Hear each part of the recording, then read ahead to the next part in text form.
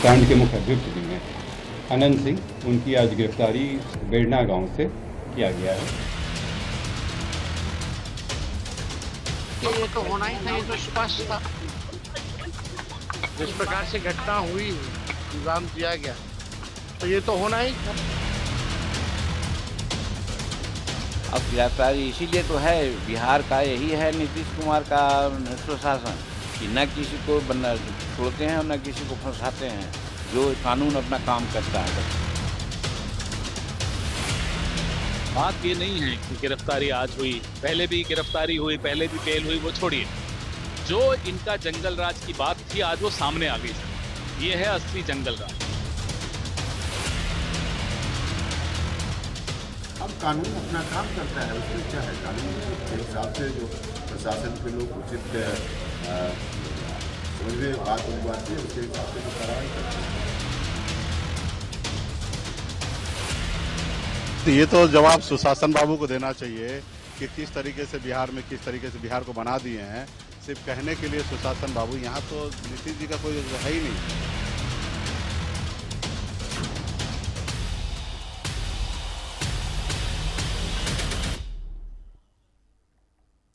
नमस्कार, स्वागत है आपका और आपके साथ मैं हूं सुरभि तिवारी। आज बात मोकामा हत्याकांड में हुए सबसे बड़े एक्शन की, जिस पर सियासी टेंशन बढ़ने लगी है। मोकामा में दुलारचंद यादव हत्याकांड के आरोप में पुलिस ने देर रात जेडीयू उम्मीदवार और मोकामा के बाहुबली अनंत सिंह को गिरफ्तार किया, तो सियासत इस पर शुरू हो गई। जिस तरह देर रात अनंत सिंह की गिरफ्तारी हुई और इस पर विपक्ष ने सवाल खड़े किए, आरजेडी ने पूछा क्या आम आदमी की भी गिरफ्तारी ऐसी ही होती है। विपक्ष ने फिर आरोप लगाया कि अनंत सिंह को सत्ता का संरक्षण मिल रहा है। हालांकि सत्ता पक्ष की ओर से साफ कहा गया, न हम किसी को फंसाते हैं, न हम किसी को बचाते हैं। मोकामा हत्याकांड में कानून अपना काम कर रहा है, लेकिन सियासत के बीच अनंत सिंह को आज पटना के एमपी एमएलए कोर्ट में पेश किया गया, जहां कोर्ट ने मोकामा के बाहुबली को 14 दिन की न्यायिक हिरासत में पटना के बेऊर जेल भेज दिया। हालांकि अब सवाल यह है कि अनंत सिंह की गिरफ्तारी का बिहार चुनाव पर क्या असर पड़ेगा।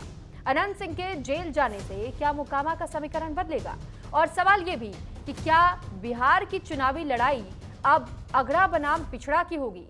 आज इसी मुद्दे को लेकर करेंगे चर्चा, लेकिन उससे पहले देखिए रिपोर्ट।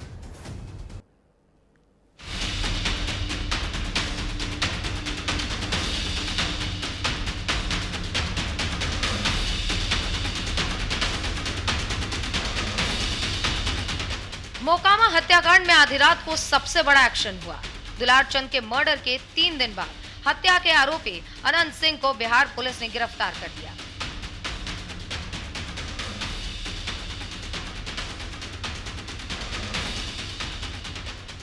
ये तस्वीरें अनंत सिंह के गिरफ्तारी के वक्त की है, जिसमें आप देख सकते हैं सफेद पैंट शर्ट में पुलिस के साथ जदयू उम्मीदवार अनंत सिंह जाते दिखाई दे रहे हैं। अनंत सिंह की गिरफ्तारी को लेकर बताया जा रहा है कि रात 11:10 पर पटना एसएसपी कार्तिकेय शर्मा बाढ़ के कारगिल मार्केट पहुंचे, जहां अनंत सिंह अपने समर्थकों के साथ मौजूद थे। मौके पर एसएसपी ने अनंत सिंह से बातचीत की और रात 11:45 पर उन्हें हिरासत में लेकर बाढ़ से रवाना हुई। इस दौरान खबरें आई कि पटना में देर रात एसएसपी प्रेस कॉन्फ्रेंस करेंगे। वहीं पटना के जिलाधिकारी भी लगभग 1:30 बजे तक प्रेस कॉन्फ्रेंस हॉल पहुंच चुके थे, लेकिन अनंत सिंह को लेकर पटना लौट रही पुलिस टीम को समय लग गया और आखिरकार रात को 1:45 पर पुलिस अनंत सिंह को लेकर पटना पहुंची। इसके बाद से रात को 2 बजे प्रेस कॉन्फ्रेंस हुई, जिसमें पटना एसएसपी ने मोकामा के बाहुबली अनंत सिंह की गिरफ्तारी की पुष्टि की। इसमें जब अनुसंधान किया गया तो पाया गया कि जो प्रत्याशी हैं वो वहाँ पे मौजूद थे, उनके सामने में घटनाएं हुई हैं और जो कांड के मुख्य अभियुक्त भी हैं अनंत सिंह, उनकी आज गिरफ्तारी बेड़ना गांव से किया गया है। इसमें हम लोगों को जानकारी प्राप्त हुई थी, इनके 2 सहयोगी भी इनके साथ में थे जो उस घटनास्थल पर भी थे और उनकी भी गिरफ्तारी की गई है। 3 दिन की जांच पड़ताल और सबूतों के आधार पर पुलिस ने अनंत सिंह की गिरफ्तारी का दावा किया है। मोकामा के बाहुबली की गिरफ्तारी इसलिए क्योंकि प्रारंभिक जांच में पाया गया कि दुलारचंद की हत्या के वक्त अनंत सिंह मौका वारदात पर मौजूद थे। मर्डर केस में अनंत सिंह के खिलाफ दुलारचंद के पोते ने एफआईआर दर्ज करवाई थी। दावा है कि सोची समझी साजिश के तहत दुलारचंद की हत्या की गई। वीडियो फुटेज के आधार पर अनंत सिंह के समर्थकों की पहचान की गई। पूरी जांच पड़ताल के बाद पुलिस ने अनंत सिंह, उनके साथ मणिकांत ठाकुर, रंजीत राम समेत करीब 80 लोगों को गिरफ्तार किया है। दावा किया गया कि मोकामा हत्याकांड में किसी भी आरोपी को बख्शा नहीं जाएगा। कि जो घटना हुई है उसमें दुलारचंद यादव जी की मृत्यु हुई है, ये तथ्य है। वहाँ पर झड़प हुआ है, दोनों जो उम्मीदवार हैं उनके समर्थकों के द्वारा जो गाड़ियों से आ रहे थे वो एक दूसरे से झड़प हुआ है, स्टोन पेल्टिंग वगैरह हुआ है। तो इन सभी के संबंध में कांड दर्ज किए गए हैं और 80 से अधिक लोगों की इन सभी कांडों में गिरफ्तारियां हुई हैं, including this murder case.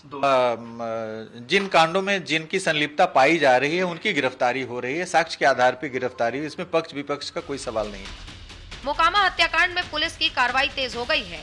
Dularchand की हत्या की साजिश में कौन कौन शामिल था, पुलिस हर आरोपी की पहचान करने में लगी है। अनंत सिंह की गिरफ्तारी के बाद पुलिस ने बाकी आरोपियों की गिरफ्तारी के लिए रात भर छापेमारी की, लेकिन पुलिस के इस एक्शन के बीच बिहार में सियासी टेंशन भी बढ़ गई है। आरजेडी ने दो टूक कहा कि सरकार ने नहीं, जनता के दबाव में चुनाव आयोग ने कार्रवाई की है। लगता है कि ये कार्रवाई बिहार सरकार की तरफ से नहीं की गई है। हमको लगता है कि शायद इलेक्शन कमीशन जो अभी तक काम करते आया है उस पे थोड़ा पर्दा या उनको थोड़ी शर्म आई है, इसलिए ये कार्रवाई कराई गई है। इस प्रदेश का दुर्भाग्य देखिए कि आम आदमी को अगर गिरफ्तार किया जाता है तो उसके हाथों में हथकड़ी बांध करके खींच के लेके जाया जाता है। लेकिन ये तो भाई बाहुबली हैं, सरकार बचाने वाले हैं। चुनाव होता है तो जेल से निकाल के प्रचार कराया जाता है इनसे।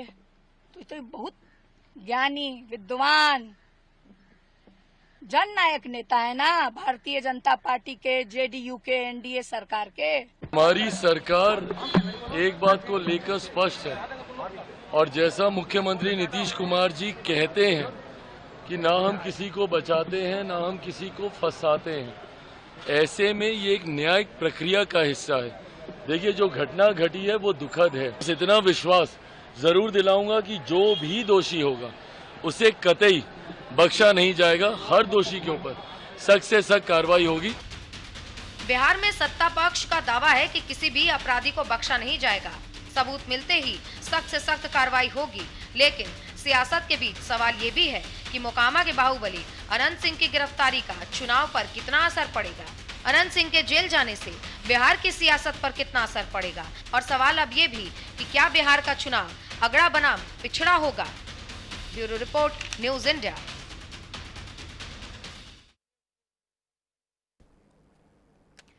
और इस पर हमसे चर्चा करने के लिए बेहद खास मेहमान इस वक्त हमारे साथ जुड़ चुके हैं। सबसे पहले मैं आपका मेहमानों से तारुफ करवा देती हूँ। राकेश पोद्दार जी प्रवक्ता बीजेपी से जुड़े हुए हैं हमारे साथ, प्रभात कुमार जी प्रवक्ता कांग्रेस से हमारे साथ जुड़े हैं, डॉक्टर राकेश रंजन प्रवक्ता आरजेडी से जुड़ चुके हैं, राजेश तिवारी प्रवक्ता जेडीयू से हमारे साथ जुड़े और विपिन शर्मा वरिष्ठ पत्रकार हमारे साथ जुड़े हुए हैं।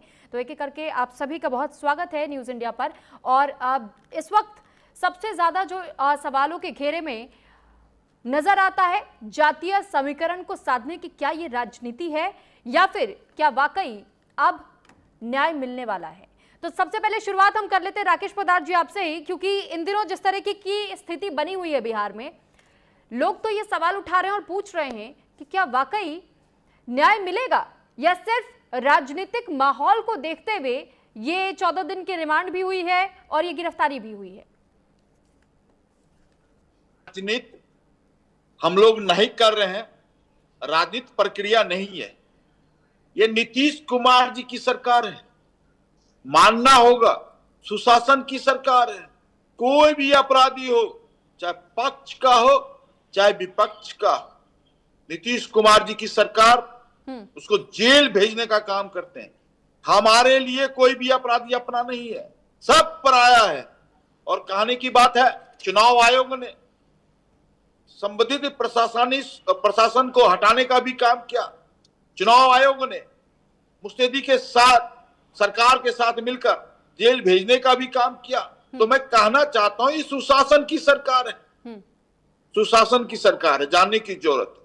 और मैं एक और बात कहना चाहता हूं, बिहार विपक्ष का नेता है तेजस्वी प्रसाद यादव जी, कहते हैं कि शहाबुद्दीन साहब अमर रहे।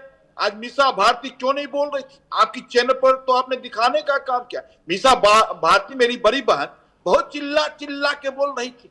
अरे भाई, अपने भाई से, तेजस्वी से पूछो जो अहंकार में डूबा हुआ है, दुर्योधन बना हुआ है, उससे क्यों नहीं पूछा कि आप गए थे अगस्त के माह में, शहाबुद्दीन साहब अमर रहे, क्या वो एक पुजारी थे? क्या कोई गारंटी थे? उनको कहते अमर रहे। एक और बात मैं कहना चाहता हूं सुरभि जी, इनके राष्ट्रीय कार्यकारिणी की बैठक हुई राष्ट्रीय जनता दल की, उसमें मंगनीलाल मंडल, तेजस्वी प्रसाद यादव जी बैठे हुए थे, लालू प्रसाद यादव जी बैठे हुए थे। कहते हैं कि भूरा बाल साफ करो। भूरा का मतलब सुरभि जानना चाहिए, आप जानिए क्यों झूठ बोल रहे हो यार? ठीक है, अरे मैं आऊंगी आपके पास। आपकी बात सर बोल राकेश जी 2 मिनट बोल लेने दीजिए, मैं आऊंगी आपके पास।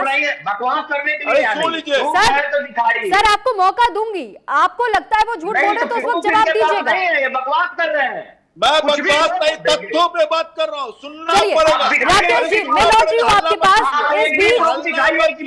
राकेश जी आप 2 मिनट इंतजार कर लीजिए, मैं आपके पास लौटूंगी। और अब मैं बीजेपी प्रवक्ता से भी अभी अनुरोध करूंगी, 2 मिनट आप भी अब रुक जाइए। एक बार मैं जेडीयू का भी इस पर स्टैंड जानना और समझना चाहूंगी। राजेश तिवारी जी प्रवक्ता हमारे साथ जुड़े हुए हैं। राजेश जी, हमेशा हमने जेडीयू के मुख से सुना है सुशासन का राग अलापते हैं। अगर सुशासन का राग अलापते हैं आप लोग, तो फिर आपराधिक श्रेणी में आने वाले लोगों को टिकट क्यों दिया जाता है? बाहुबलियों को टिकट क्यों दिया जाता है? देखिए, जहां तक आप मोकामा की घटना की बात कर रहे हैं, तो मोकामा की घटना तो रियल में बहुत दुखद है और इस पर सबको ही जो है दुख प्रकट किया। हत्या किसी, कोई भी अगर जो लोकतंत्र में हत्या किसी का भी हो, कोई जायज नहीं ठहरा सकता है। लेकिन जो आपका सवाल था कि अपराधी को, तो हम अपराधी को जब न्यायालय द्वारा, क्योंकि न्यायालय ये बाबा साहब भीमराव अंबेडकर का न्यायालय का है, न्यायालय जब वो आप उनको दे दिया, न्याय दे दिया, उनको कोर्ट से बरी कर दिया, तो उसके बाद हम कौन होते हैं? अब दोषी तो वो होते हैं जब वो कटघरे में होते हैं, जब वो जेल में होते हैं, तो जेल से उनको टिकट दिया जाता है। उनको जब 2 साल से फिर से ऊपर से सजा हो जाता है और उनकी सदस्यता चल जाती है, तो उनकी पत्नी को दिया जाता है। दोषी तो वो है। हमारे यहाँ देखिए, कोई भी लोकतंत्र में ये हुआ, और वहां पर जो राजद का उम्मीदवार मिले हुए हैं, वो राजद का उम्मीदवार का क्या स्थिति है, ये किसी से छुपा हुआ नहीं है। देखिए सर, आरजेडी से तो सवाल पूछा जाएगा ही, लेकिन इस वक्त आपकी सत्ता है ना सर, और उम्मीदवारों के नाम भी जब आप घोषित कर देते हैं तो उनके आपराधिक श्रेणी वाले जो तमाम लक्षण रहते हैं वो सब खुल करके सामने आ जाता है, पूरा कच्चा चिट्ठा आता है। तो सर सवाल तो पहले आपसे बनता है, इसलिए मैंने पूछा कि सर सुशासन की अगर सरकार है तो ऐसे लोगों को आप टिकट देने का काम ही क्यों करते हैं जिनकी छवि पहले से अपराध की श्रेणी में आती रही है? अपराध की श्रेणी में आती है तो अपराध का श्रेणी कौन डिसाइड करते हैं? न्यायालय। अगर अपराधी और भ्रष्टाचारी में मैडम कोई अंतर नहीं होता है सर। 38 मामले दर्ज है अनंत सिंह पर, 38 मामले सर, सब पर अभी तक न्यायालय ने फैसला नहीं दिया है। सब पर आप ये नहीं कह सकते कि उनको पूरी तरह बरी कर दिया गया हो। तो यही तो हम बात कर रहे हैं कि अगर जिस दिन उनको घोषणा हो जाएगा कि उन पर अगर जो बरी नहीं होंगे, फिर से अगर जो दंडित हो जाएंगे, तो उनको छोड़ देना पड़ेगा। आप ये मानते हैं कि अगर बाहुबली आपके साथ ना रहे तो वोट बैंक प्रभावित हो सकता है, और वोट बैंक को साथ देने के लिए आप ऐसे लोगों को टिकट देंगे? ये देखिए, ये 20 वर्षों का कार्य बोलता है, और कार्य हम लोग कार्य पर विश्वास करते हैं, और काम हमारा भी बोल रहा है। हम तो बोले कि बाहुबली और भ्रष्टाचारी में, अपराधी और भ्रष्टाचारी में कोई अंतर नहीं होता है। यहाँ तो अपराधी भ्रष्टाचारी मुख्यमंत्री का उम्मीदवार बना हुआ है और उसके परिवार का बना हुआ है। आप जिस निशा भारती को दिखा रही थी, पूछिए तो हर महीने में जाती है कि नहीं जाती है, क्या करने? मंदिर में जाती है, दिल्ली में न्यायालय में, या यहाँ के न्यायालय में क्या करने जाती है? यही बात होता है। देखिए, हम लोग नीतीश कुमार जी का 0 टॉलरेंस अपराध पर रहा है विगत 20 वर्षों में, और वो कोई भी हो, चाहे अपना हो या कोई भी, अगर गलत करता है तो वो सलाखों के अंदर जाता है। हम उसको महिमा मंडित नहीं करते हैं, हम उसको ये ताज नहीं पहनाते हैं, उसका जिंदाबाद नहीं करते हैं। हम उसका जो उचित स्थान होता है, हम न्यायपालिका और कार्यपालिका उसको उचित स्थान देता है। तो इसलिए आप अगर जो नीतीश कुमार जी का सुशासन राज से और जंगल राज का अगर तुलना है, तो ये कहीं नहीं हो सकता है। चलिए ठीक है, अब इसी पर मैं बोलना चाहूंगी राकेश रंजन जी। अब मैं आपको मौका दे रही हूँ डॉक्टर राकेश रंजन जी, अब आप अपनी बात रख सकते हैं, क्या कहना चाहेंगे? सुरभि जी, मेरी बात तो पूरी नहीं हुई।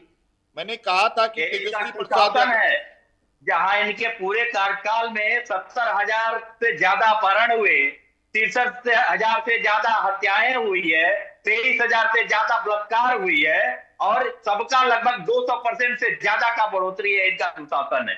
ये कह रहे हैं कि हम किसी को छोड़ते नहीं है, किसी को बचाते नहीं है, लेकिन ये करते क्या है, जेल मैनुअल में चेंज करा करके और अपराधियों को छोड़ देते हैं।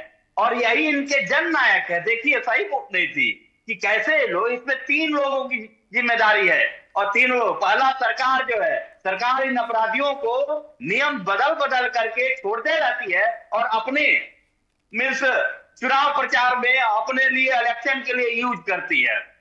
ये इनका सुशासन है। दूसरा एक चुनाव आयोग और सरकार दोनों के मिली भगत है, क्योंकि आचार संहिता लगने के पहले क्या लगती है उस समय क्या होता है, सारे आर्म्स जो है सरेंडर करा लिए जाते हैं, लेकिन सारी कोड ऑफ कंडक्ट की सारी धज्जियां उड़ाते हुए 40 गाड़ियों का काफिला जाता है और उसमें AK-56 से लेकर के तमाम हथियार लैस रहते हैं। यदि वो हथियार सरेंडर करा लिए गए रहते, 40 काफिलाओं जो गाड़ियों का काफिला नहीं जाता, तो शायद ये हत्या नहीं हुई रहती। तो हत्या में सरकार और चुनाव आयोग दोनों संलिप्त है और प्लान करके कराया है। मैं बोल रहा हूं घटना, अरे पुलिस को ये लोग कहते हैं कि लॉ एंड ऑर्डर की जो बात करते हैं, इनको लॉ एंड ऑर्डर की समझ ही नहीं है।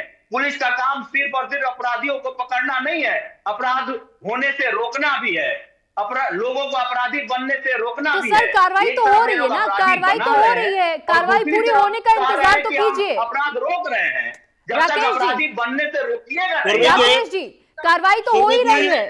अगर यही जब तक अनंत सिंह आपके साथ थे तब तक तो सब कुछ ठीक था, आपके साथ जब तक वो थे तब तक तो सब कुछ ठीक था। आज वो आपके साथ खड़े नहीं है तो आज आपको तकलीफ हो रही है।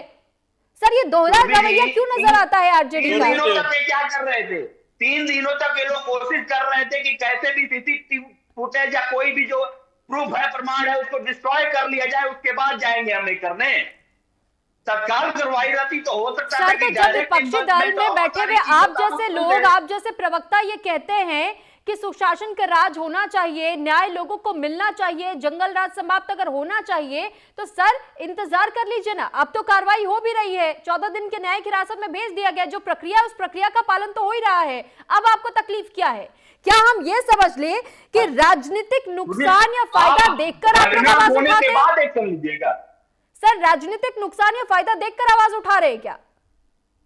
सुरभि जी नहीं, ये चीजें बीजेपी करती है। देखिए प्रधानमंत्री जी आकर के क्या कह रहे हैं, एक तरफ वो उनकी रैली चल रही है, दूसरी तरफ हत्याएं हो रही है, फिर भी एक शब्द मुंह से उनके नहीं उठ रहा है। अब पूरी रैली इनकी देखिए, क्या एक बार जो है न एनडीए, न प्रधानमंत्री, न गृह मंत्री, एक जो व्यापम घोटाले वाले आए थे वो भी, न शिक्षा के बारे में एक शब्द बोले प्रधानमंत्री, नहीं बोले। पलायन की मार से जो जनता चल रही है उसके बारे में बोले, नहीं बोले। स्वास्थ्य के बारे में कभी बोले, कुछ नहीं बोले। भ्रष्टाचार है लोग जो करके बैठे हैं, 71,000 करोड़ बोल रहे हैं। हमारा तो यही मुद्दा है कि हम पलायन, बेरोजगारी, जो स्वास्थ्य सुविधाएं है, शिक्षा है, इनकी भ्रष्टाचार से जो है, चाहे जीविका दीदियों को आत्मनिर्भर बनाना हो, चाहे युवाओं को बनाना हो, चाहे सर अब ऐसे देखा जाए तो देखिए आरजेडी की ओर से भी 53% ऐसे उम्मीदवार है सर, 53% ऐसे कैंडिडेट्स हैं जिनका आपराधिक रिकॉर्ड सामने आया है। आप लोगों ने भी ऐसे उम्मीदवारों को मैदान में उतारा है और ये वही अनंत सिंह है जिसको एक बार आपकी पार्टी से भी मौका मिला था। आज आपको तकलीफ हो रही है क्योंकि आज वो आपके तरफ नहीं है। बाहुबली की स्थिति में और खासतौर पर मोकामा सीट को लेकर जब जिक्र किया जाता है तो आपको भी बहुत अच्छे से पता है कि अनंत सिंह का दबदबा वहां रहा है, कई बार उन्होंने वहां से चुनाव जीता है। तो ये तकलीफ हो रही है क्या, या भूमिहार और यादवों की जो लड़ाई है आप उसको भी उठाना चाहते हैं कि क्यों ना इसी चुनावी समय में इसका भी फायदा उठा लिया जाए? ये चीजें जो लोग सामंती सोच के होते हैं वो करते हैं। अरे मैम हमें मौका ही नहीं मिला। हमारा जो है संवादिक न्याय, संविधान और लोकतंत्र में भरोसा करने वाले लोग हैं। हम लोग हिंसा में भरोसा नहीं करते। ठीक है, आप नहीं भरोसा करते हैं। अब मैं प्रभात कुमार जी आपसे पूछना चाहूंगी, आप प्रवक्ता है कांग्रेस से। सर ये राजनीतिक मुद्दा बनाने की क्या कोशिश नहीं हो रही है? अभी आपके ही सहयोगी ने ये कह दिया, क्योंकि हमने राकेश रंजन जी को सुना तो वो कहते हैं कि प्रधानमंत्री नरेंद्र मोदी भी आते तो कई बड़ी बातें कह जाते। सही बात है, उन्होंने तो ये कहा कि आरजेडी और कांग्रेस के बीच में टकराव की स्थिति है वो हर किसी के सामने है। आप लोगों ने अगर ये मौका नहीं दिया होता तो शायद कोई कहता नहीं। मैंने नहीं कहा। सर मैं प्रधानमंत्री के बयान की बात कह रही हूँ, सर मैं प्रधानमंत्री के बयान की बात कह रही हूँ, आपकी नहीं। मैंने कहा कि आपने ये बात बोली कि प्रधानमंत्री भी जब आते हैं तो अपनी बातें रखते हैं। मैंने नहीं कहा सर, पूरा सवाल सुन मैंने लीजिए। कहीं नहीं कहा प्रधानमंत्री सर पूरा सवाल सुन लीजिए, मैंने भी यही कहा कि प्रधानमंत्री की ओर से बातें कही गई हैं।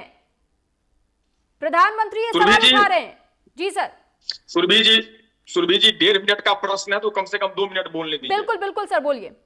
हाँ, बिहार की स्थिति में यहां से शुरू करता हूं। ये राजनीतिक नहीं, ये नैतिक मुद्दा है। और मैं नैतिक मुद्दा क्यों कह रहा हूं उसके पीछे का कारण बताता हूं। बिहार की जो पुलिस है वो शराब पकड़ने में मस्त है, व्यस्त है, पस्त है। और बिहार के शराब माफिया, भू माफिया, शिक्षा माफिया और बालू माफिया मस्त है। सरकार उनके चरणों में जाकर के पस्त है। मैं ऐसा क्यों कह रहा हूं? आपने देखा होगा विगत 1-2 महीने पहले लगातार पटना में दिन दहाड़े गोलियां चलती है। एडीजी लॉ एंड ऑर्डर का स्टेटमेंट सुनिए आप, code and code ADG law and order Bihar कह रहे हैं अभी किसान खाली होते हैं इसलिए क्राइम का रेट बढ़ गया। एनसीआरबी का डेटा हम तो नहीं ला सकते ना, कांग्रेस पार्टी तो नहीं ला सकती। ये तो सरकार प्रदत्त डेटा है जो केंद्र सरकार के द्वारा, होम मिनिस्ट्री के द्वारा जारी की जाती है। चाहे वो मर्डर हो, चाहे वो रेप हो, चाहे वो अपहरण हो, चाहे वो फिरौती हो, चाहे वो दिन दहाड़े गोली चलने की घटना हो, बिहार 1-2 नंबर पे है। पहली बात, अभी हमारे पोदार जी ने 1 मिनट के 30 सेकंड के अंदर में 5 बार सुशासन कहा। मैं जरा सुशासन पर फोकस कर दूं। इनके नीतीश बाबू के बगल में जिनको डिप्टी सीएम पोदार जी आपके नेता जो बन के बैठे हैं उन पर क्या चार्ज था पता है आपको? 7 हत्याओं का चार्ज था। 7 हत्या का मतलब कानूनी तौर पर नरसंहार बोला जाता है। और अभियुक्त थे वो, सिर्फ आरोपी नहीं। सबसे बड़ी बात है सुरभि जी, अभियुक्त सम्राट चौधरी की बात कर रहा हूं, मुरेठा चौधरी जिसको बोलते हैं अभी बिहार में लोग। 7 हत्याओं के अभियुक्त ने गलत एफिडेविट लगा के, अगर मैं बकौल सम्राट चौधरी बोलूं तो हाफी डेविड लगा के, और खुद को कोर्ट को गुमराह करके खुद को रिहा करवाया। एक गलत सर्टिफिकेट देकर के चुनाव आयोग को, देश को, लोकतंत्र को गुमराह करने का काम किया भारतीय जनता पार्टी के जो डिप्टी सीएम बना के जिनको बिठा रखा है वो। अब अंतिम बात पे आता हूं। जानते हैं जदयू के प्रवक्ता महोदय बोल रहे थे, तिवारी जी एक चीज बताओ। अरे आपका हुआ भाषण खत्म, शांत हो जाइए, पोदार जी बोलिएगा। भाषण खत्म हुआ, अब हमको बोलने का मौका दिया जाए। अरे कैसे आपने थोड़ी बोलने का मौका दिया जाए। इनकी पतलून उतार दूंगा अभी, पतलून। ठीक है राकेश जी, 2 मिनट का समय उन्होंने मांगा है, दे दीजिए, मैं लौटूंगी आपके पास। पूरे डिबेट बोलने नहीं दूंगा। भरम में मत कीजिए कि अमित शाह नरेंद्र मोदी से डरने वाला व्यक्ति बैठा है। पूरे डिबेट में वो बोलने नहीं दूंगा अगर मेरे बीच में बोलिएगा तो। मेरे बीच में बोलने की कोशिश मत कीजिएगा।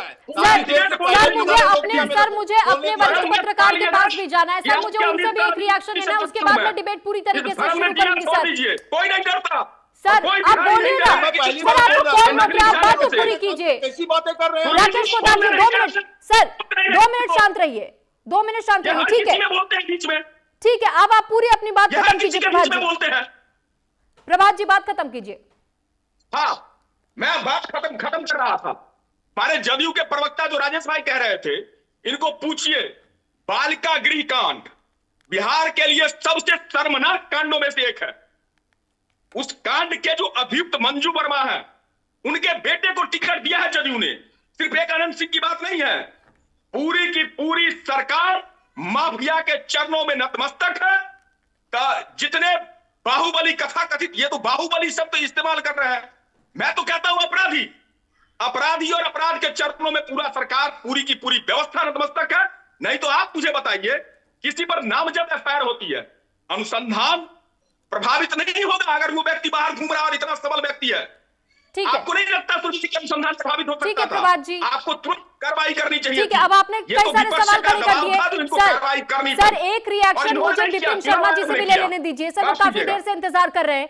बिपिन शर्मा जी, आप वरिष्ठ पत्रकार हैं, बिहार की राजनीति को आपने भी बहुत करीब से फॉलो किया होगा।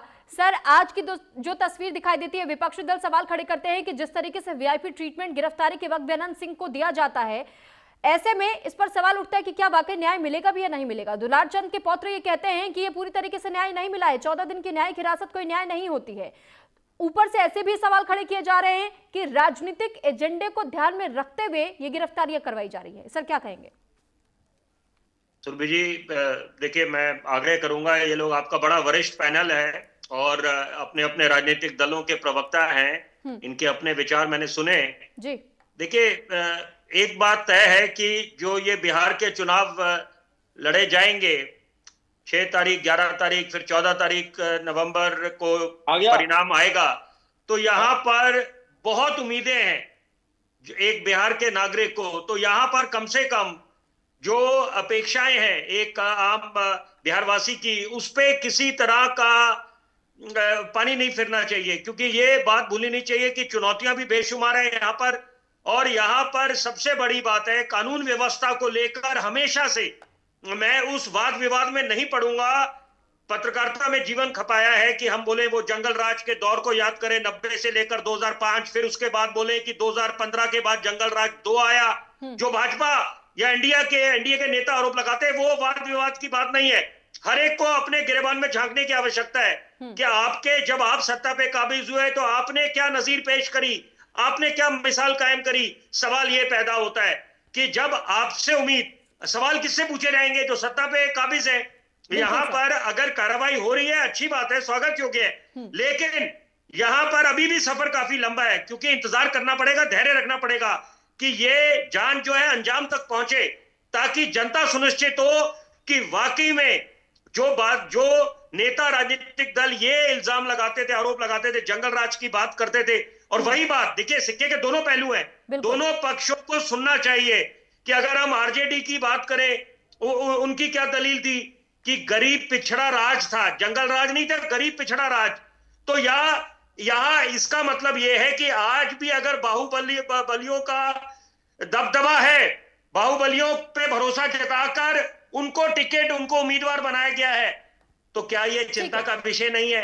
आप युवाओं के दृष्टिकोण से समझने की कोशिश करें, महिलाओं के नजरिए से समझने की कोशिश करें, बच्चों की जिनके कंधे पे आने वाला भविष्य टिका है। हम राष्ट्र निर्माण की बात करते हैं, चरित्र निर्माण की बात करते हैं।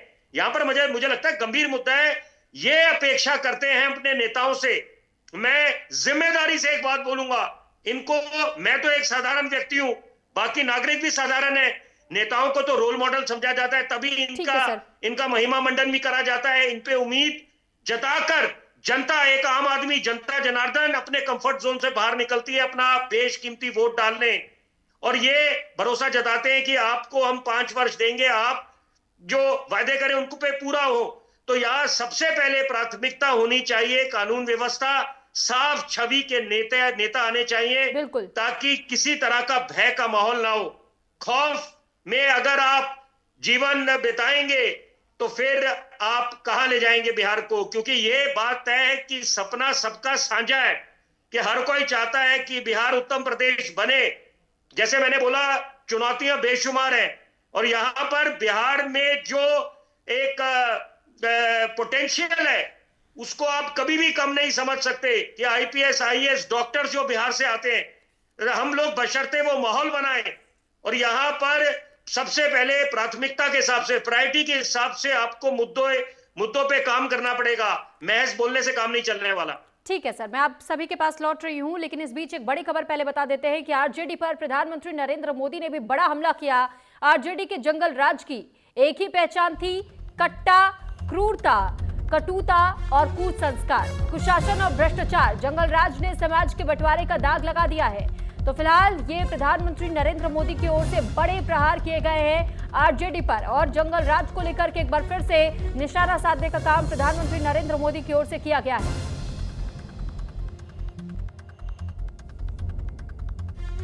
आरजेडी के जंगल राज की एक ही पहचान थी, और जैसा ही मैं बोलूंगा आप हर एक को लगेगा कि आपका मोदी सच बता रहा है। उनकी एक ही पहचान थी, कट्टा, क्रूरता,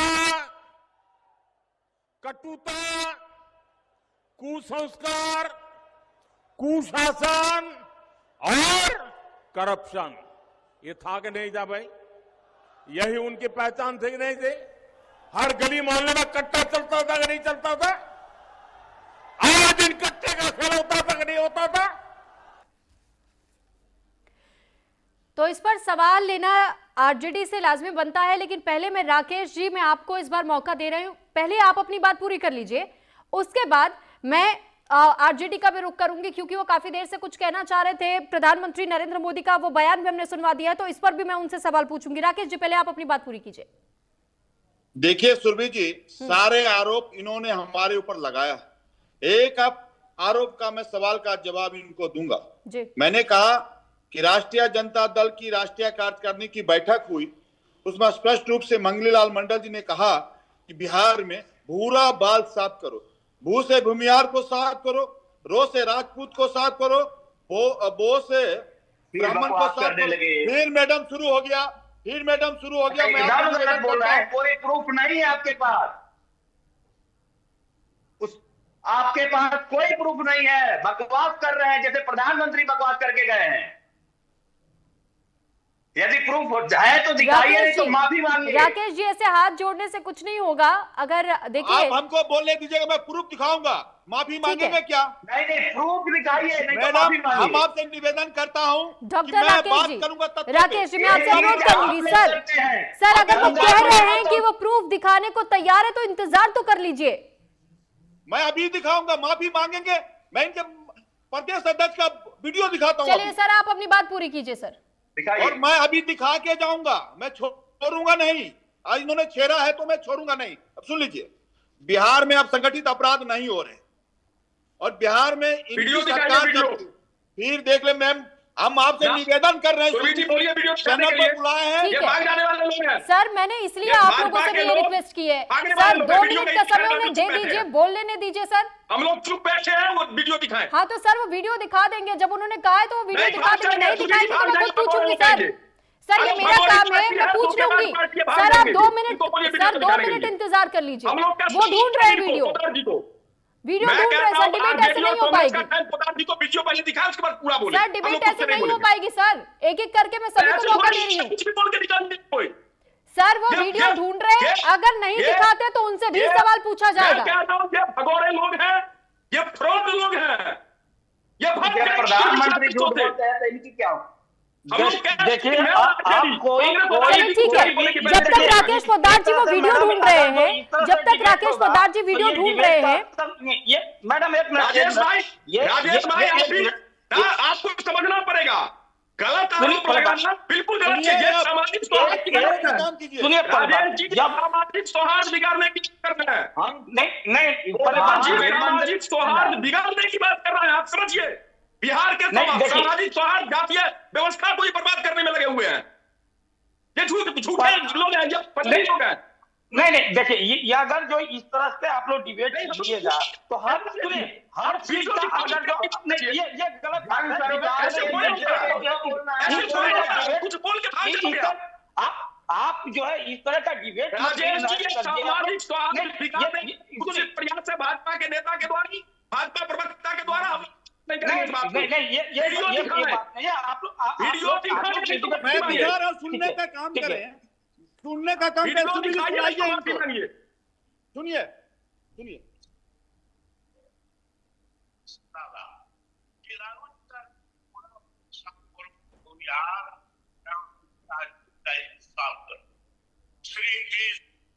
सुने और सुनाता, सुनो बिल्कुल नहीं।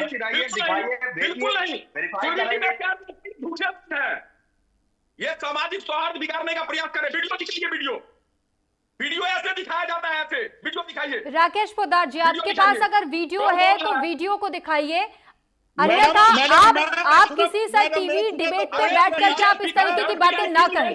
सुरभि जी, आपसे निवेदन है, सुरभि जी आपसे निवेदन है, मैं आपको सामाजिक सौहार्द को बिगाड़ने का कुछ प्रयास मत करो। प्रभात जी, आप अगर कंटिन्यू बोलते रहेंगे तो सर ना मैं राकेश पोद्दार जी से सवाल पूछ पाऊंगी, ना मैं आपके पास आ पाऊंगी सर। ऐसे डिबेट नहीं हो पाएगी, या तो फिर आप बोल लीजिए, मैं कुर्सी छोड़ देती हूँ सर। आप बोल लीजिए, मैं कुर्सी छोड़ दूं क्या? मैडम कम से कम आप मैनेज कीजिए, इस तरह का डिबेट नहीं होता है और इस तरह का ये सर अपनी बारी का इंतजार कीजिए, ऐसे डिबेट नहीं होती है ना, जनता आपको सुन पाएगी, ऐसे लड़ते भिड़ते डिबेट समाप्त हो जाएगी सर।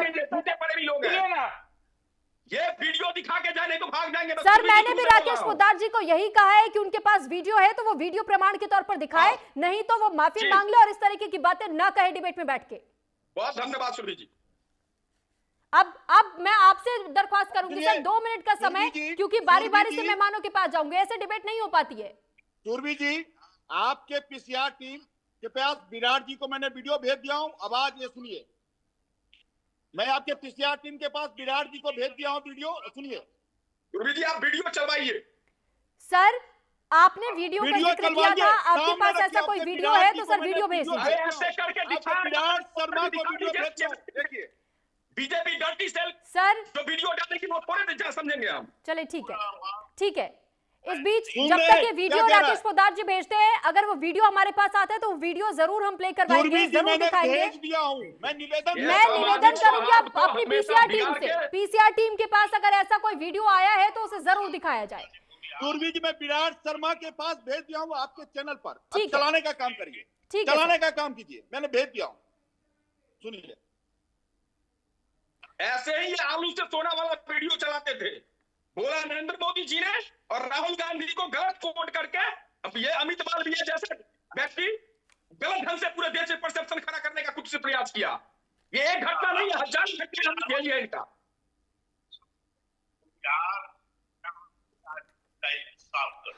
सुनिए, दिखाइए ऐसे वीडियो। अरे भाई नहीं दिख रहा यार, तुम सुनो ना यार, हम भेज दिया, सुनाओ। सुरभि जी चलाने का काम करे, सुरभि जी निवेदन है चलाने का काम करे। आप जातीय दंगा और चैनल पर बैठ करके, और इस वीडियो की पुष्टि अगर चैनल करता है तो राकेश पोद्दार जी अभी आपका वीडियो रिसीव हुआ नहीं है, वो वीडियो हमारे पास जैसे ही आता है हम उसे तुरंत प्ले कर देंगे, लेकिन अब प्लीज आप लोग थोड़ा सा इंतजार कीजिए, एक एक करके अपनी अपनी बात रखिए। सर ऐसे डिबेट नहीं हो पाएगी, जैसे हमारे पास वो वीडियो आएगा हम जरूर उस वीडियो को दिखाएंगे, इतना भरोसा हम पर भी रखिएगा। हमारे पास अभी वीडियो रिसीव हुआ नहीं है सर।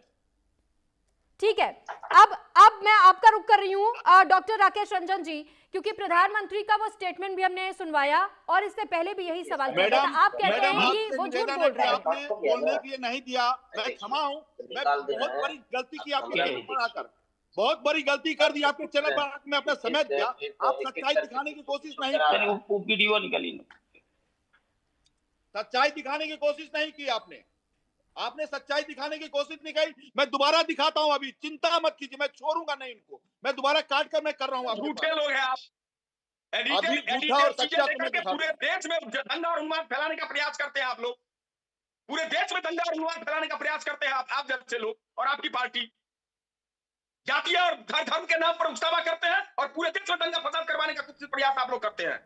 मुद्दे की बात नहीं करते, बिहार की बात नहीं करते, बिहार में पगार नहीं है, लॉ एंड ऑर्डर की हालत क्या है, दिन दहाड़े गोलियां चल रही है, बोल नहीं सकते, और जातीय मैडम आप समय दीजिएगा। ये क्या मतलब ये डिबेट है कि क्या राकेश पोद्दार जी, आप लोग ये वीडियो वाला खेल आप लोग आपस में सुलटा लीजिए। सर क्या मैं डिबेट कर लूं, आप लोगों की इजाजत अगर हो तो? सर आप लोगों की इजाजत हो तो क्या मैं डिबेट कर लूं? आज का मुद्दा कुछ और है, लेकिन आप लोग इस मुद्दे को काफी देर से भटका रहे सर। सर आप लोग भी काफी देर से इस पूरे मुद्दे को भटका रहे हैं। ये कांग्रेस का आप नहीं, ये गलत बात है, इस तरह से क्या कर रहे हैं आप लोग, सब हाईजैक कर रहे हैं, जबरदस्ती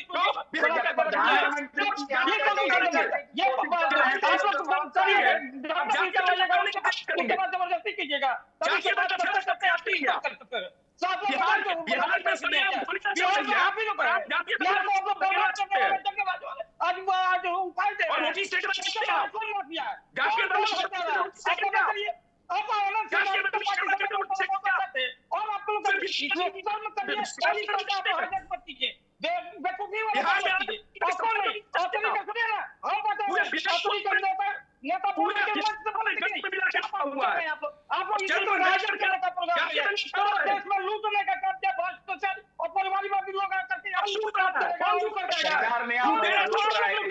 लालू यादव के क्या ठीक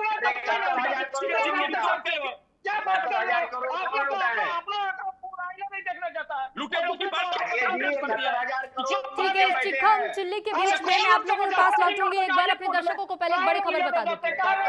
अनंत सिंह की गिरफ्तारी पर बोले तेज प्रताप यादव, अनंत सिंह की गिरफ्तारी तो होनी ही थी, ये तेज प्रताप यादव की ओर से कहा गया। अनंत सिंह पर आपराधिक मामले दर्ज है, जो अपराधी है वो गिरफ्तार होगा ही, ये तेज प्रताप यादव की ओर से कहा गया है। तो फिलहाल तेज प्रताप यादव ने कहा है कि अगर कोई अपराधी व्यक्ति होता है तो उसकी गिरफ्तारी भी होगी। केस गिरफ्तार तो होना ही है, जो जिस तरीके का छवि है और जिसके ऊपर आपराधिक मामले और क्रिमिनल जैसे केस मामले दर्ज हैं तो गिरफ्तार होगा ही आदमी। गिरफ्तार तो होना ही है, जो जिस तरीके का छवि है और जिसके ऊपर आपराधिक मामले और क्रिमिनल जैसे केस मामले दर्ज हैं तो गिरफ्तार होगा ही आदमी। गिरफ्तार। अब एक बार फिर से मेहमानों का रुख कर लेती हूं मैं, और हमारे साथ राजेश तिवारी जी जेडीयू से, प्रभात जी कांग्रेस से हमारे साथ बने हुए हैं, डॉक्टर राकेश रंजन जी आरजेडी से, विपिन शर्मा जी वरिष्ठ पत्रकार बने हुए हैं हमारे साथ। लेकिन इस बीच मैं विपिन जी आपका रुख कर रही हूं, क्योंकि इस वक्त मेरे पास और कोई ऑप्शन नहीं है कि मैं इन तमाम प्रवक्ताओं से और कोई सवाल पूछूं, क्योंकि ये सवाल सुनने को राजी नहीं है। सवाल पूछा जाता है, कोई जवाब मांगा जाता है तो ये आपस में उलझ जाते हैं, डिबेट। विपिन शर्मा जी, जो राजनीति, अब इस राजनीतिक माहौल को अगर हम देखते हैं, तेज प्रताप यादव भी ये कह देते हैं कि अगर किसी का आपराधिक ग्राफ है तो उन्हें तो जेल के पीछे होना चाहिए, लेकिन ऐसे तो फिर उनके भी परिवार का आपराधिक ग्राफ रहा है, और यहाँ तक कि विपक्षी दल हो या फिर सत्ता पक्ष के लोग हो, दोनों दलों में हम दोनों दलों में देखते हैं कि आपराधिक ग्राफ कई ऐसे उम्मीदवारों का है, लेकिन उन्हें भी टिकट मिला है। इस पर क्या कहेंगे सर? डाइवर्ट करने का प्रयास है। कोई डाइवर्ट नहीं किया है, आप लोग आप खुद डाइवर्ट कर रहे हैं। आप सवाल पूछिए इनसे। सुरभि जी, आप चुप हो रहे हैं, सवाल पूछिए कि बिहार की सुरभि जी, कैसे चली गई? सुरभि जी, कैसे चलिए गोलियां चल रही है? सुनिए, सुनिए, पूरा नेट डाइवर्ट कर रहे हैं। सुनिए, बोला हवा मत कीजिए, सुनिए पहले। पूरा नेट डाइवर्ट कर रहे हैं। सुनिए, राहुल गांधी का पंद्रह पत्ता का वाला राहुल गांधी को दिया। मैं तो कहूंगा सुनिए पहले, सुनिए ना पहले। ऐसे लोगों की चुनाव आयोग को कार्रवाई करनी चाहिए। छोड़िए ना, कार्रवाई तो बिहार में गोलियां चलाइएगा और ये और दूसरी तरफ जाके उन्माद फैला करके बिहार की स्थिति को गंगा में लेके जाना चाहते हैं। बीजेपी का प्रवक्ता कहता भी साहब हमने चुप बैठे थे, ये माफी मांगिए। सुरभि जी इसको देखवाइए, क्या चाहते हैं? देखिए क्या अरे झूठे लोग हैं। मैं तो चुनाव आयोग से यह बात कहूंगा कि चुनाव आयोग इस बात का संज्ञान ले। सुरभि जी और इनका ये देखवाइए कि यह है कि नहीं। और माफी जातीय दंगे फैलाकर बिहार की जातीय और सामाजिक व्यवस्था को अनुसार करने का प्रयास कर रहे हैं। लोग समझ गए हैं कि चुनाव हार रहे हैं तो एक ही तरीका है, जातीय उन्माद फैला दे, हिंदू मुसलमान कर दे। ना ये डिबेट कर रहे हैं तो देखो, हम कानून व्यवस्था पर प्रश्न कर रहे हैं और ये जातीय उन्माद में फैलाना चाहते हैं बिहार के अंदर। ये इनका टैक्टिस है चुनावी राजनीति का। ये बताए ना कि गोलियां कैसे चल रही है। नरसंहारी ये लोग हैं, नरसंहार ये कर रहे हैं, दूसरे राज्य को जंगल राज कहते हैं।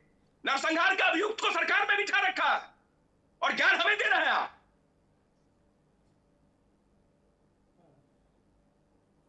हम चाह रहे हैं कि मुद्दे पे बात हो, पलायन पे बात हो, नौकरी पे बात हो, रोजगार पे बात हो, स्वास्थ्य सुविधाओं पे बात हो, भ्रष्टाचार सर आप कर लीजिए डिबेट सर। बार-बार सर सुनिए, सर मुझे हंसी आ रही है, मैं सर आज की डिबेट देख के मुझे खुद भी हंसी आ रही है। अब आप ही दोनों आपस में काम कीजिए, बात कर लीजिए। डिबेट तो अब हो नहीं सकती क्योंकि सत्ता पक्ष के लोग तो अब बैठे नहीं है।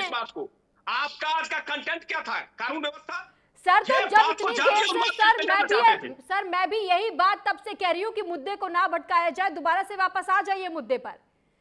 वीडियो को आपस में एक दूसरे से शेयर कर लीजिएगा। आपके निजी चैनल पे क्या चला क्या नहीं चला सर, या किसी निजी चैनल पर चलाया गया हो, हम उसे यहाँ अभी नहीं दिखा पाएंगे सर, लेकिन आप लोग सुनने को राजी नहीं है, अपने अपने राग अलापे जा रहे हैं, एक दूसरे से भिड़े जा रहे हैं। सर ऐसे डिबेट होगी क्या? विपिन शर्मा जी, लॉटरी में आपके पास एक बार फिर से बीजेपी के प्रवक्ता राकेश पोद्दार जी जुड़ चुके हैं और मैं आप दोनों से हाथ जोड़ करके नम्र निवेदन करूंगी कि कृपया आप दोनों एक बार राकेश पोद्दार जी को बोल लेने दीजिए, फिर आप दोनों को मैं पूरा मौका दूंगी सर। तो ये जातीय उन्माद फैलाने की बात ना करें सर। मैंने अभी आपसे हाथ जोड़ के नम्र निवेदन किया है सर, 2 मिनट का समय दीजिए। नम्र निवेदन कर रहा हूँ, करबद्ध निवेदन कर रहा हूँ। जातीय उन्माद फैलाने का प्रयास कोई न करे सर। यहाँ जातीय उन्माद कोई नहीं फैलाएगा, लेकिन मोकामा सीट को लेकर के इस वक्त जो लड़ाई दिखाई दे रही है वो लोगों को भी समझ में आ रहा है कि क्या यादव वर्सेस भूमिहार नहीं हो रही है लड़ाई। जातीय समीकरण साधने की कोशिश कौन कौन दल कर रहे हैं सबको सर अब 2 मिनट का समय मैं आपसे चाहूंगी, बिल्कुल शांति सर, बिल्कुल शांति से सर, बिल्कुल शांति से सुन लीजिए राकेश पोद्दार जी। आपको यही बात, आरजेडी का उम्मीदवार मुकाबले में ही भूमिहार समाज से आते हैं, तो आप इस ढंग की बात आप भी मत कीजिए। इसीलिए मैंने कहा जातीय उन्माद फैलाने का प्रयास ना किया जाए। सुरभि जी, तथ्य के साथ बात कर रहा हूं। सुरभि जी तथ्यों पे बात करना चाहते हैं, मैं आता हूं तथ्य पे इनसे बात कर लेता हूं। 4 अगस्त 2025 सुप्रीम कोर्ट का एक आदेश है राहुल गांधी जी के ऊपर। राहुल गांधी जी को बोला गया है कि राहुल गांधी जी बच्चा हैं, लोकतंत्र के मंदिर में सवाल नहीं उठाते, फ्रंट मीडिया पे बने रहते हैं। ये सुप्रीम कोर्ट का आदेश है। 2022 में एक मामला है। फिर अब मैंने तारीख बताया, सुप्रीम कोर्ट का आदेश बताया, फिर आप पढ़िए क्या है मैडम। सुप्रीम कोर्ट किसी के बारे में ऐसा कह सकता है क्या कि बच्चा है? लेकिन सुप्रीम कोर्ट में जो कानून लागू होता है ना पोद्दार जी, वो हाउस के अंदर बनता है और राहुल गांधी अब लीडर ऑफ अपोजिशन है। पढ़ लिख क्या कीजिए पोद्दार जी, ऐसे आगे कुछ मत बोल दिया कीजिए। सुरभि जी, मैं आपसे डंके की चोट पे बोलता हूँ, सिर्फ झूठ बोलने का काम डंके की चोट पे बोलता हूँ। आप अपने पीसीआर टीम से कहिए दिखाने का काम करें। अगर सुरभि नहीं, वर्डिंग आप दिखाइए ना कि कोर्ट ने कहा कि राहुल जी सर, हम यहाँ किसी पार्टी का प्रमोशन करने नहीं बैठे हैं सर, वो आपके अपने निजी चैनल भारतीय जनता पार्टी के यूट्यूब चैनल पर अपलोडेड है, वो हम यहाँ डिस्प्ले नहीं कर पाएंगे सर। हम किसी भी एक दल, एक पार्टी को हम प्रमोट नहीं कर सकते हैं सर। और जब मेरी डिबेट होती है तो सर मैं दोनों पक्षों से सवाल पूछती हूँ, चाहे सत्ता पक्ष का व्यक्ति हो चाहे विपक्ष का व्यक्ति हो। लीडर ऑफ अपोजिशन को सुप्रीम कोर्ट के आड़ में इस ढंग की भाषा का प्रयोग किया जाएगा। चलिए ठीक है, आज की डिबेट करा पाना मेरे लिए भी बहुत भारी हो जा रहा है सर। आप लोगों में से ना तो कोई सुनने को तैयार है, ना ही कोई बोलने को तैयार है। ठीक है, आप सभी का बहुत धन्यवाद। आज की डिबेट को मैं यहीं समाप्त कर रही हूं। हमारे साथ राजेश तिवारी जी, प्रभात जी, राकेश पोद्दार जी और डॉक्टर राजेश रंजन, विपिन शर्मा जी वरिष्ठ पत्रकार के तौर पर जुड़े और तमाम प्रवक्ता जुड़े। आप सभी का धन्यवाद। लेकिन इस बीच अब आपको प्रधानमंत्री नरेंद्र मोदी के मिशन बिहार पर लिए चलते हैं, जहां इस वक्त प्रधानमंत्री क्या कुछ कह रहे हैं।